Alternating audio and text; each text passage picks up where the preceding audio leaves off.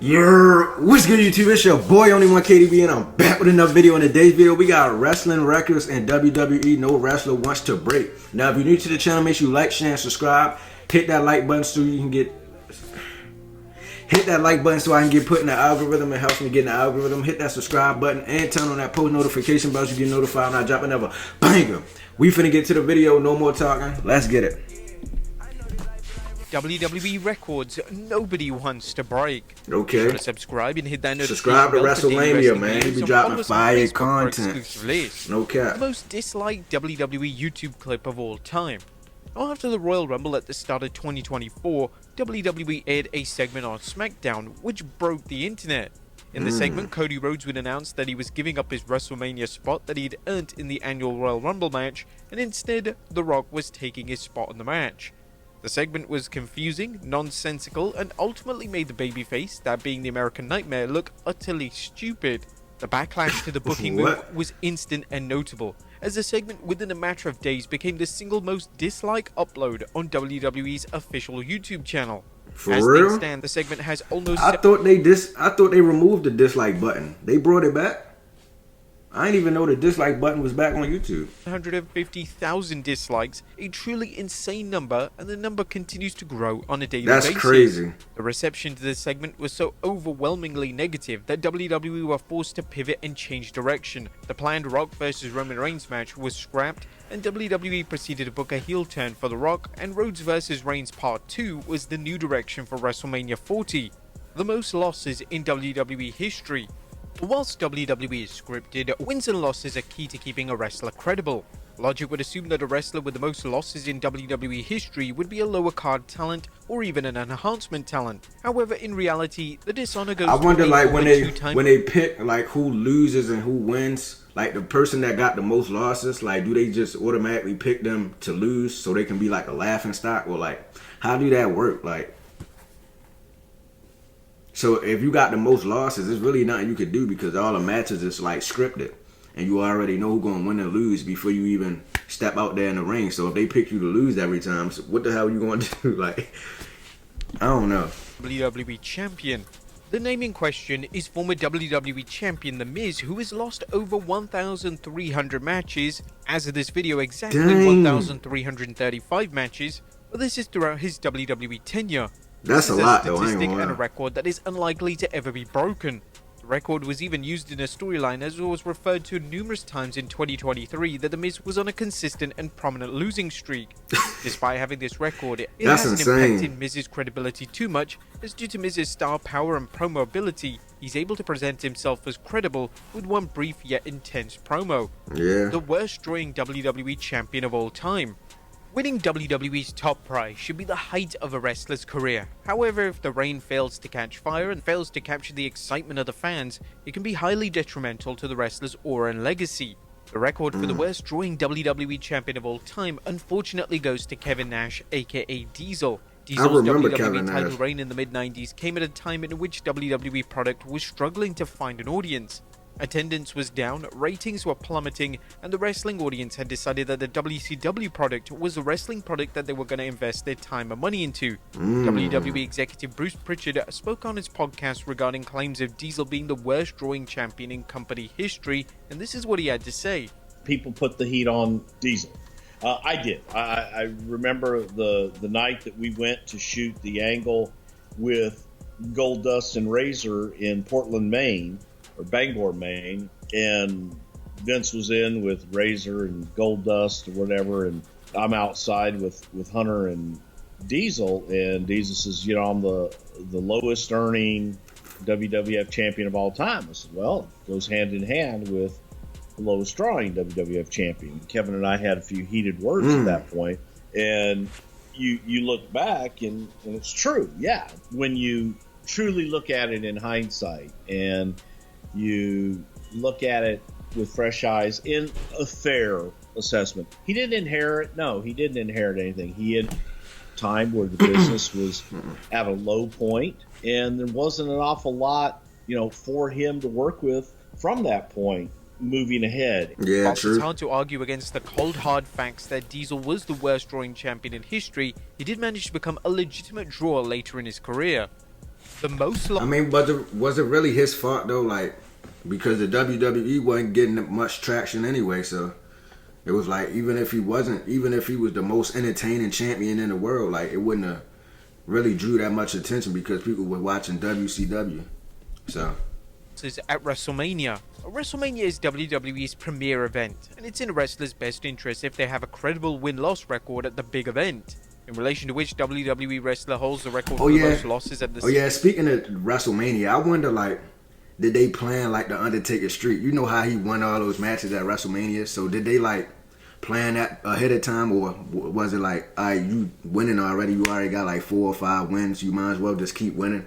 Like, I wonder how that was, like, how that conversation was. I don't know. Like, because there's no way, like, they just randomly picked him to win every time, right? Like, I don't know how that shit worked. Event, it's surprisingly Triple H. This comes as a surprise, as it's been a common misconception for years that Triple H never put over talent, and it's often claimed that he buried talent during the height of his career.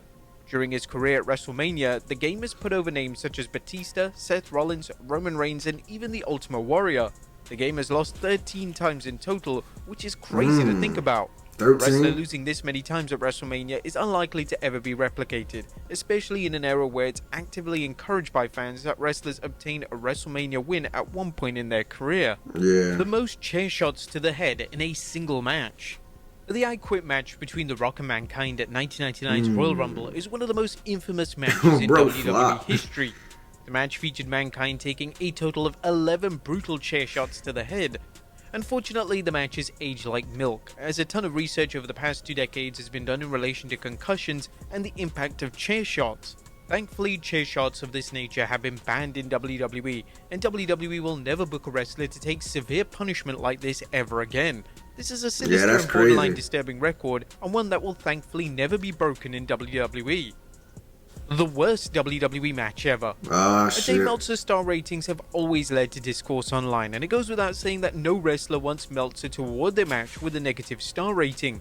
Numerous matches throughout WWE history have been awarded with a negative star rating, and as of this writing, the worst match in WWE history, according to Meltzer's star ratings, is Mr. T vs. Roddy Piper from WrestleMania 2, which received a -5-star rating. -5 is crazy. 13-minute boxing match. Bro, this is a boxing match? This is not even a... No wonder they got rated so low. I wouldn't want to watch this shit live audience. Fans hated it, and not a boxing match, and it completely died in front of a live audience. Fans hated it, and not even the incredibly charismatic Piper could save it from being a total disaster. He slammed him. It could certainly be argued that due to the match being a boxing match, it doesn't count as a WWE match. Yeah, and like... if that is indeed the case, then the record for the worst WWE match ever goes to another -5-star match of Moondog Spot vs. Junkyard Dog from the Wrestling Classic from 1985. The dreadful matchup lasted just 45 merciful seconds, and it made WWE and the two aforementioned wrestlers look completely incompetent. 45 seconds, bro? Y'all might as well didn't even show up. They might as well, what they was out there for? 45 seconds? Like, bro, that's ridiculous. Least attended WWE pay-per-view main event. When a wrestler main events a pay-per-view event, they hope their respective match is strong enough and interesting enough to draw a huge crowd. Holding the record for being the least attended WWE pay-per-view main event of all time is a terrible look for a wrestler, and it's interesting to dissect exactly why the pay-per-view had a lack of interest. The record for the lowest attended WWE pay-per-view in history goes to Taboo Tuesday 2004. This was the first ever Taboo Tuesday event, and it was attended by 3,500 fans. Taboo Tuesday? No one, they probably ain't have another one, because I ain't never heard of that shit before. No wonder they stopped. 3,000 fans? That's crazy. It was low even for a live event, never mind a major WWE pay-per-view. The show was a brand new concept, so fans likely didn't know what to expect. And of course, the show taking place on a Tuesday certainly didn't help draw in a substantial crowd. The show was main evented by Randy Orton vs. Ric Flair, and the fans were allowed to pick the match type for the main event, and they ultimately opted to go with a steel cage encounter. The match itself was vastly underrated, yet WWE's call not to go with a world title match in the main event slot was a bizarre one from a business perspective. The concept did somewhat work for WWE, as although the attendance was abysmal, the attendance the following year was 6,000, which was a vast improvement.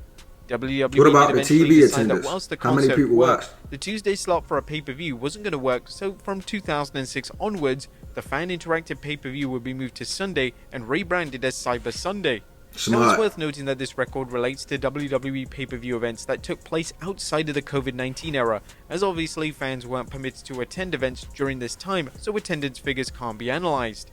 The Yeah. shortest WWE title reign. This record relates to strictly the WWE title, as opposed to any other world title WWE has introduced over the years. When a wrestler wins the WWE title, they hope that WWE will proceed to book them in a lengthy reign that lasts several months, or even longer if the title reign is popular with fans. The legendary Man, I tell you, I hope to be the WWE champion one day. I hope my title reign lasts for at least a couple of years. Yeah, I ain't bullshit. At least 2 years. Just give me 2 years as the world champion, and I'll be happy. All right, let's hear what they got to say. Who was the shortest? who holds the record for the shortest WWE title reign of all time is Andre the Giant. When Andre defeated Hulk Hogan in 1988, Andre sold the title to the $1 Million Man immediately, ending Andre's reign at 1 minute and 48 seconds. This would mark Andre's first and only WWE title reign in his iconic career, and it couldn't even last 2 minutes. This record has a strong possibility of being broken, and would likely be shattered thanks to the involvement of the Money in the Bank briefcase. If a wrestler wins the WWE title, then is instantly cashed in on, there's a distinct possibility that it takes the Money in the Bank holder less than 1 minute 48 seconds to get the job done. Like how Edge used to do. Edge was the king of that shit, winning the Money in the Bank, then coming to the ring to get the title. I used to hate that. There you have it, folks. WWE records nobody wants to break. Should we? But yeah, man, that's the video. If y'all enjoyed that reaction video, make sure y'all like, share, and subscribe. Hit that notification bell so you get notified when I drop another banger. This was Wrestling Records and WWE. No wrestler wants to break. We about to get out of here. Hopefully y'all enjoyed. Make sure y'all smash that like button, man. Share, subscribe, comment, all of that good stuff. We out of here, bruh.